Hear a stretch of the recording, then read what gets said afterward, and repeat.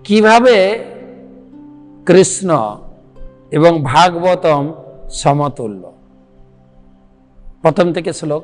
আর এই শ্লোক আমি বলেছি 1 মাস পড়ব, আপনাদের সকলকে মুখস্থ করতে হবে। অত্যন্ত সুন্দর শ্লোক।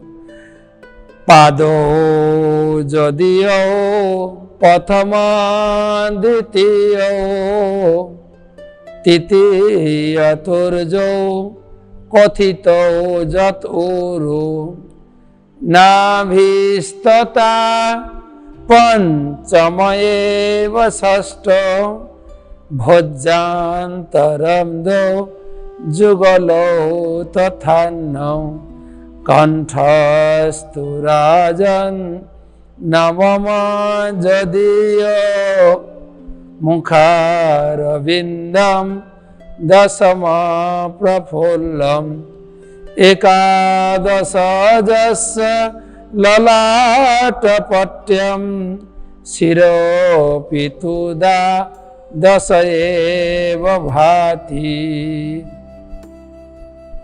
এই পর্যন্ত পড়ি, তারপরের শ্লোকটা ব্যাখ্যা করছি পরে। আচ্ছা, পাদ যদিও প্রথম দ্বিতীয়, পাদৌ দ্বিবচনে ভগবানের 2 পা বা 2 চরণ,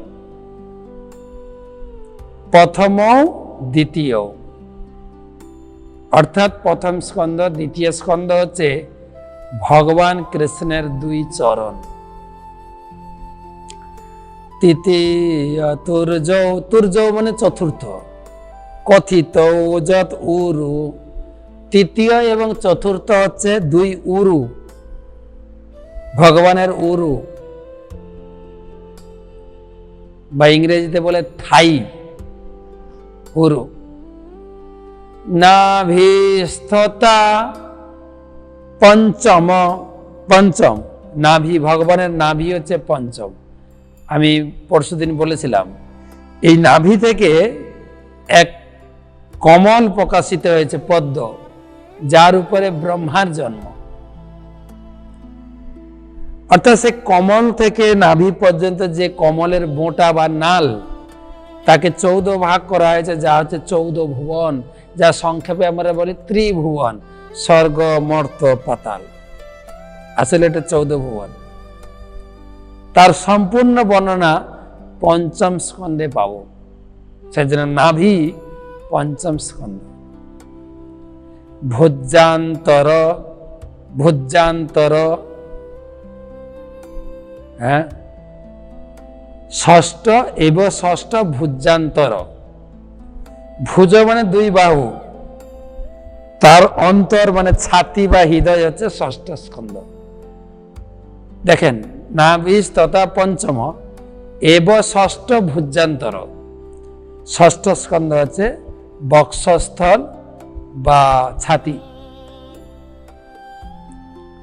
এবারে 7ম 8ম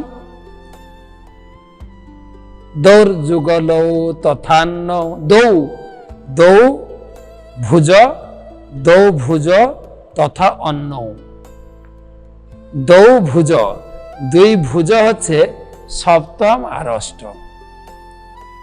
ভোজ্যান্তর দৌ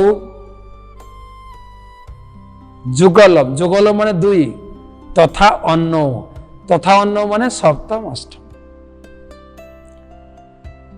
কণ্ঠস্তু রাজন নবম যদিও, কণ্ঠ হচ্ছে 9ম স্কন্ধ। মুখারবিন্দম দশম প্রফুল্লম,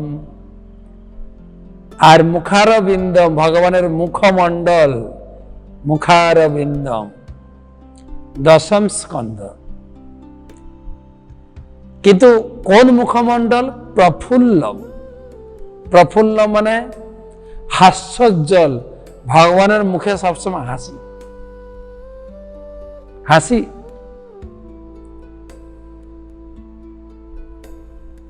কোন কোন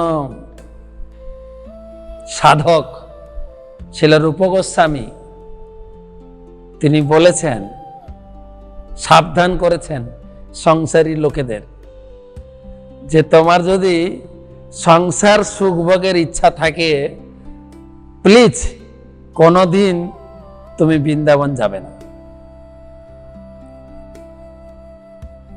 আর কোনো কারণে বৃন্দাবন যদি তুমি যাও,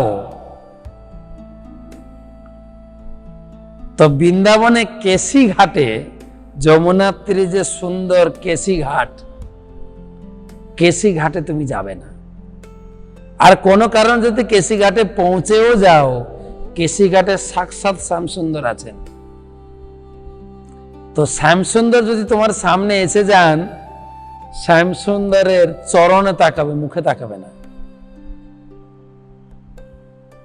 আর যদি ভুলে মুখে তাকাও, শ্যামসুন্দরের মুখমণ্ডল যদি তুমি দর্শন করো, হাস্যজ্জ্বল মুখমণ্ডল, তুমি তো সংসারকে ভুলেই যাবে। সংসারের আত্মীয় স্বজনের সুখ আর তোমার ভালোই লাগবে না। তাই বলছি ভাই, বৃন্দাবনে যেও না।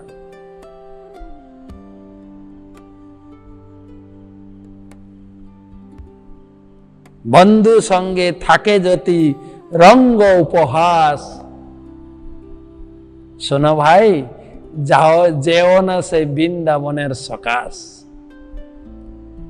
শিল ভক্তিবিনোদ ঠাকুর সুন্দর গান রচনা করেছে, সুন্দর গান এটার উপরে। তাই ভগবানের মুখমণ্ডল হাসি, হাস্যোজ্জ্বল মুখমণ্ডল হচ্ছে দশম স্কন্ধ। একাদশ ললাট পট্যম, একাদশ স্কন্ধ হচ্ছে ললাট বা কপল, বা আমরা ঘরোয়া ভাষায় বলি কপাল রে কপাল। ভগবানের এই কপাল বা কপল বা ললাট হচ্ছে একাদশ স্কন্ধ। শির পিতুদা দশ এব ভাতি, শির মানে মাথার উপরে, চাঁচর কেশ, পাগড়ি, ময়ূর পাখা, মুকুট, এই সব কিছু হচ্ছে দ্বাদশ স্কন্ধ। এই যে পূর্ণ কৃষ্ণ বিগ্রহ ঘরে সুন্দর করে সাজিয়ে রাখবেন, সাক্ষাৎ কৃষ্ণ বিগ্রহ কতদূর পড়তে পারেন পরের কথা। যেরকম ভগবানকে আরতি করেন আপনি ধূপ প্রদীপ দিয়ে, সেই ধূপ প্রদীপ একবার ভাগবতমকে ঘুরিয়ে দেবেন, সাক্ষাৎ কৃষ্ণ আরতি করবেন।